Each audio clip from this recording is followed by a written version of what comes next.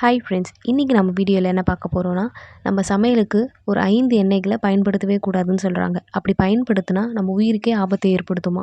அந்த 5 எண்ணெய்கள் என்னன்றதை பார்ப்போம் வாங்க. வீட்டில் சமைக்கும் உணவுகள் தான் ஆரோக்கியமானது மற்றும் பாதுகாப்புனது கூறப்படுது. ஆனால் நீங்கள் சமையலுக்கு பயன்படுத்தும் எண்ணெய் ஆரோக்கியமானதா என்று எப்போவாவது யோசிச்சிருக்கீங்களா? ஆமாம், நீங்கள் தேர்வு செய்யும் சமையல் எண்ணெய் உங்கள் ஆரோக்கியத்தை கணிசமாக பாதிக்கலாம். எந்த சமையல்லையும் குறைவான அளவு மட்டுமே எண்ணெயை பயன்படுத்தணும்னு மருத்துவர்கள் பரிந்துரைக்கிறாங்க. மேலும் எண்ணெயில் பொரிச்ச உணவுகளை தவிர்க்கணும்னு அறிவுறுத்துகிறாங்க. ஏன்னா இது கொலஸ்ட்ரால், உடல் பருமன் மற்றும் இதய நோய்கள் பிரச்சனைகளை ஏற்படுத்தும். இது நம்ம ஆரோக்கியத்தையும் பாதிக்கும். எண்ணெயில் சமைத்த உணவுகளை சாப்பிட்ற எச்சரிக்கை அபாயங்களை விட சில பொதுவான சமையல் நிலைகளோட தொடர்புடைய உடல்நலை கவலைகளும் இருக்குது. உங்கள் ஒட்டுமொத்த நல்வாழ்வையும் ஆதரிக்க சமையல் அறையில் ஆரோக்கியமான எண்ணெய்களை நம்ம தேர்வு செய்கிறது முக்கியம். நீங்கள் சமையலுக்கு பயன்படுத்தக்கூடாத ஆபத்தான எண்ணெய்களை பற்றியும் அவற்றால் ஏற்படும் பாதிப்புகள் பற்றியும் இந்த வீடியோவில் நம்ம பார்ப்போம்.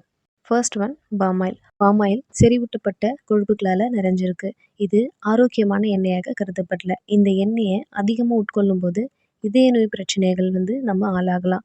மேலும் பாமாயிலில் உற்பத்தி கடாழிப்பு மற்றும் வாழ்விட அழிவுடன் இணைக்கப்பட்டிருக்கு.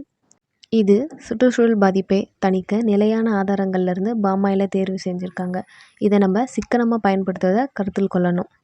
அடுத்து சோளா எண்ணெய். சோளா எண்ணெய் தாவர எண்ணெய் போன்ற ஒமேகா 6 கொழுப்பு அமிலங்கள் அதிக அளவில் இருக்குது.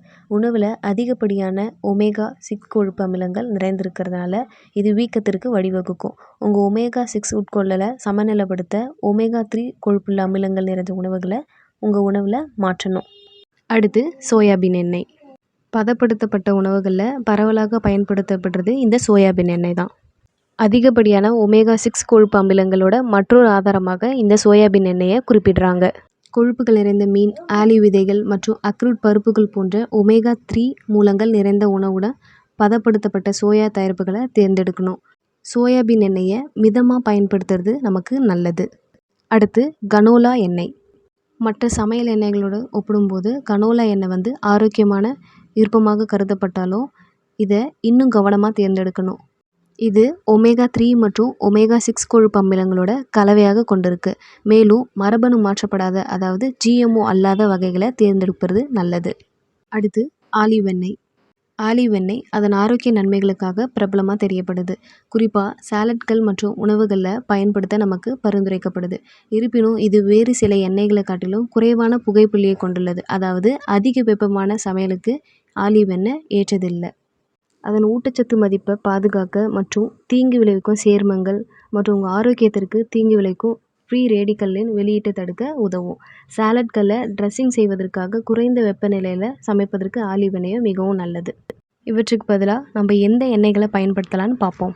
நாம் இந்த வீடியோவில் பார்த்த மாதிரி பாமாயில், சோளா எண்ணெய், சோயாபீன் எண்ணெய், கனோலா எண்ணெய் மற்றும் ஆலிவ் எண்ணெய் ஆகியவற்றின் பயன்பாட்டை தவிர்ப்பது அல்லது கட்டுப்படுத்துவது உங்கள் ஆரோக்கியத்தை பாதுகாக்க உதவும். அதுக்கு பதிலாக தேங்காய் எண்ணெய், அவகோடா எண்ணெய் மற்றும் எள்ளெண்ணெய் போன்ற ஆரோக்கியமான மாற்றுகளை தேர்ந்தெடுக்கலாம். அனைத்து எண்ணெய்களுமே நம்ம உடல்நல ஆரோக்கியத்திற்காக மிதமாக பயன்படுத்தணுன்ற எண்ணத்தை நம்ம மனதில் வைத்துக்கொள்ளணும். இந்த வீடியோ உங்களுக்கு பிடிச்சிருக்கோம் நம்புகிறேன். பிடிச்சிருந்தால் லைக் பண்ணுங்கள், ஷேர் பண்ணுங்கள், கமெண்ட் பண்ணுங்கள், மறக்காமல் சப்ஸ்கிரைப் பண்ணுங்கள். இதே மாதிரி அடுத்த வீடியோவில் சந்திப்போம். நன்றி.